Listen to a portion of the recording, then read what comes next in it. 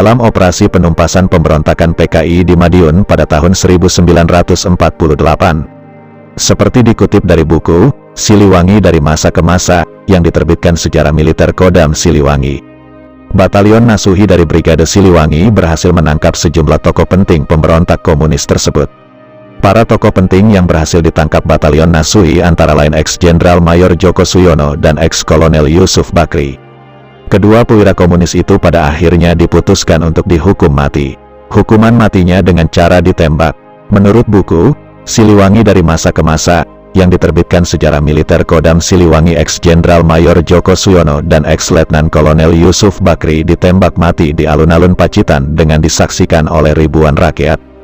Tampaknya memang hukuman mati yang dijatuhkan ketika itu terhadap gembong-gembong PKI Musso itu kejam sekali. Akan tetapi memang demikianlah hukum revolusi.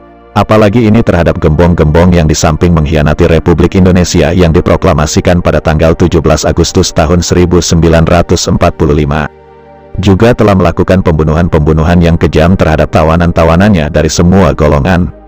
Tentunya terkecuali golongan komunis sendiri, tulis Sejarah Militer Kodam Siliwangi dalam buku Siliwangi dari Masa ke Masa.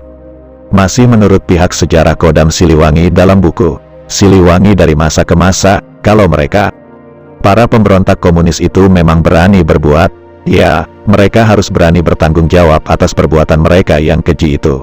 Masih menurut pihak sejarah Kodam Siliwangi, dalam usaha menumpas dan membasmi pemberontakan serta teror PKI Musso itu, maka di samping anggota-anggota TNI telah pula dikerahkan dalam operasi militer itu satuan-satuan lainnya seperti kompi-kompi mobil brigade atau sekarang Brimob dari Markas Kepolisian Jawa Timur, RBK Banyumas dan MBB Jawatan Kepolisian Negara.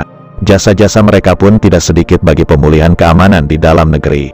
Demikianlah sekedar gambaran mengenai operasi militer yang dilancarkan terhadap pengkhianat-pengkhianat dan pemberontak PKI Musso serta antek-anteknya. Dalam waktu hanya 2 bulan saja pemberontakan tersebut dapat dipadamkan bahkan dibasmi. Pemberontakan di Madiun itu merupakan suatu tragedi nasional. Korban telah jatuh di kedua belah pihak dan tidak sedikit pula rakyat yang telah jatuh sebagai korban akibat keganasan kaum pemberontak dalam usaha mereka untuk memaksakan kehendaknya di alam demokrasi Indonesia.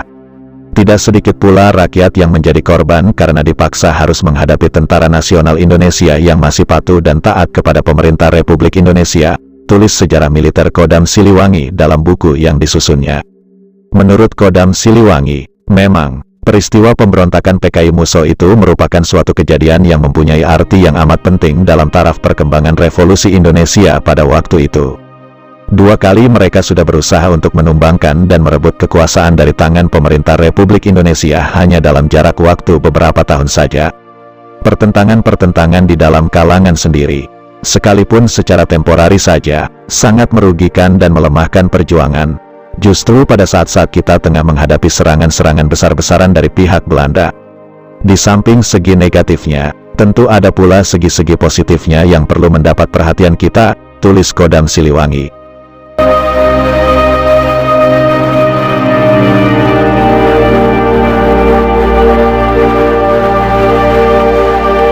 Peristiwa pemberontakan PKI Musso di Madiun itu, menurut Kodam Siliwangi, telah memberi pelajaran kepada bangsa ini. Demi selamatnya jalan revolusi Indonesia, bahwa seluruh elemen bangsa perlu mempertahankan dan memelihara persatuan dan keutuhan nasional dalam menghadapi bahaya ataupun ancaman dari luar. Khusus mengenai pemberontakan PKI Musso di Madiun ini, pada tanggal 17 Agustus tahun 1949, Presiden Republik Indonesia Bung Karno telah memberikan amanat antara lain berbunyi sebagai berikut. Demikianlah, maka tatkala Musso datang kembali ke tanah air kita sesudah lama sekali tak berada di Indonesia. Dengan pengetahuannya yang serba kurang terhadap keadaan-keadaan dalam negeri yang banyak telah berubah, ia dapatkan di sini bahan-bahan untuk memanaskan hati rakyat, membakar hati rakyat dengan rupa-rupa agitasi. Krisis yang berulang-ulang terjadi di sekitar perundingan dengan Belanda, dijadikannya bahan untuk membawa golongan-golongan yang kecewa kepada apa yang direncanakannya. Seruannya mendapat telinga di kalangan beberapa golongan yang kecewa dan putus asa. Despair helps totalitarian, keputusasaan menolong orang-orang totaliter. Demikianlah kebenaran kata seorang pujangga. Di sana-sini timbul pemogokan di kalangan kaum buruh.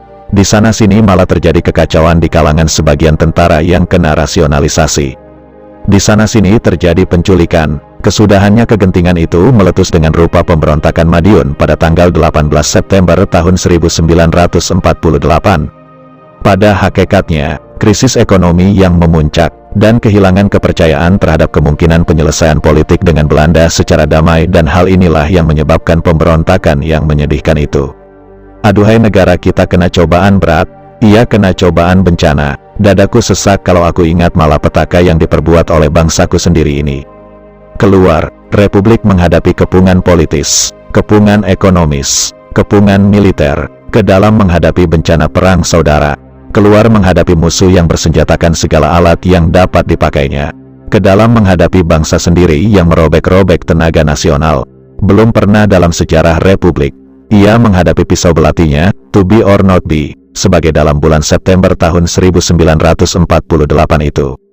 Tetapi justru krisis inilah merupakan satu takaran, satu ujian, satu tes case bagi negara kita, mampu atau tidak kita menyelesaikan urusan kita sendiri. Tawaran dari pihak luaran untuk campur tangan dalam menyelesaikan peristiwa Madiun itu. Kita tolak dengan cepat, dengan tegas, dengan mutlak. Kita tahu kemampuan bangsa kita sendiri.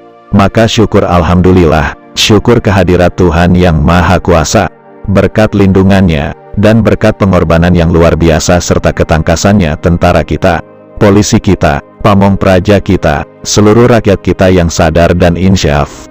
Cobaan yang maha dahsyat ini dapat kita atasi dengan tenaga kita sendiri.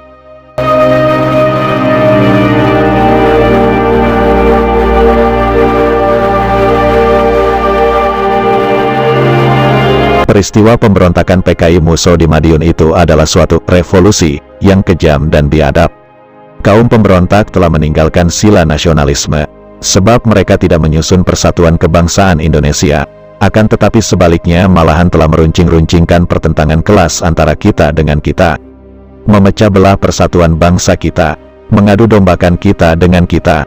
Mereka telah meninggalkan sila kemanusiaan dan peri kemanusiaan, sebab mereka memandang hak milik manusia dan jiwa manusia sebagai rumput di pinggir jalan yang boleh dipotong, dipetik dan dipatahkan begitu saja. Mereka meninggalkan pula sila kerakyatan yang dipimpin oleh hikmat kebijaksanaan dalam permusyawaratan perwakilan. Sebab mereka memperkosa kehendak rakyat terbanyak. Mereka telah meninggalkan sila keadilan sosial tanpa jiwa gotong royong yang sejati, dan karena mogolnya pengetahuan mereka, mereka tidak mengindahkan hukum-hukum pertumbuhan masyarakat dan hukum-hukum perjuangan untuk mendatangkan kesejahteraan sosial. Dan terutama sekali, mereka meninggalkan sila ketuhanan yang Maha Esa.